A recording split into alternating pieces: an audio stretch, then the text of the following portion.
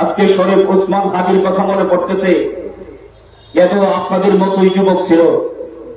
অনেক মানুষেরা হয়তো এগুলো জানে না, জানার দরকার, সচ্ছল হওয়ার দরকার।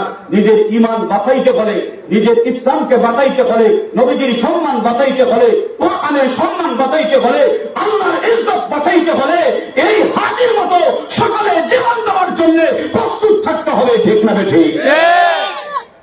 সবাই এক সুরে বলতে হবে, যারা আজকে হাদিকে দুনিয়ার জমিন থেকে শহীদ করে দিয়া মনে করতেছ এই দুনিয়ার জমিন থেকে সাহসী মানুষদেরকে তোমরা জিহাদ থেকে সরিয়ে ফেলো না, আমরা তোমাদেরকে স্পষ্ট ভাষায় জানিয়ে দিতে চাই, এক হাদি দুনিয়ার জমিন থেকে বিদায় নিতে পারে, লক্ষ লক্ষ হাদি বাংলার ঘরে ঘরে জন্ম নেবে। ঠিক না ঠিক?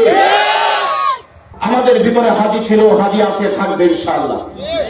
জুড়ে বলেন না ঠিক না? মুসলমান হাদির অর্থ হল পথ প্রদর্শক। আমাদের মনে হয় এই বাংলার জনগণের জন্য হাদি একজন পথ প্রদর্শক। সে দেখা দিয়ে যাইতেছে, ও বাংলার মুসলমানেরা, ও বাংলার জনগণেরা, কান খারাপ করে শুনে নাও। এখনো পর্যন্ত বাংলাদেশকে শুধুমাত্র নামে স্বাধীন করছো, কিন্তু এই বাংলার জমিনে এখনো মুসলমান বাক স্বাধীনতা পায় নাই। এখনো বাংলার একজন সাধারণ জনগণ বাক স্বাধীনতা পায় নাই।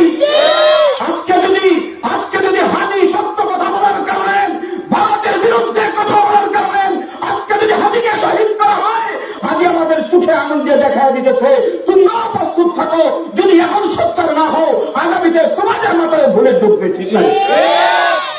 হাদি দেখা দিয়ে যাইতেছে, এখন থেকে সোচ্চার হইতে হবে, তাদেরকে দেখা দিতে হবে। একজনকে যদি দমাইয়া দেওয়া যায়, সকল বিপ্লবীদেরকে দমাইয়া দেওয়া যায় না। জানেন নিরাপত্তা কেউ দিতে পারবেন না, একমাত্র কে দেবেন? আরো জোরে বলেন, কে দেবেন? জীবনের নিরাপত্তার মালিক একমাত্র আল্লাহ তাআলা।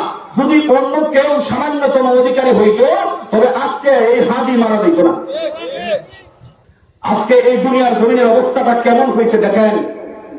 আজকে একজন মানুষ, একজন ভালো মানুষ তার বিবাহিত বউকে নিয়ে যদি হোটেলে যায়, এই খবর এই গোয়েন্দাদের কানে থাকে। কিন্তু আজকে উসমান হাদির মাথার মধ্যে গুলি কইরা বাংলার জমিন থেকে ভারতে চলে যায়, এই গোয়েন্দাদের কান থাকে না। ঠিক না? এটা দুঃখের সাথে আমরা বলতে হয়।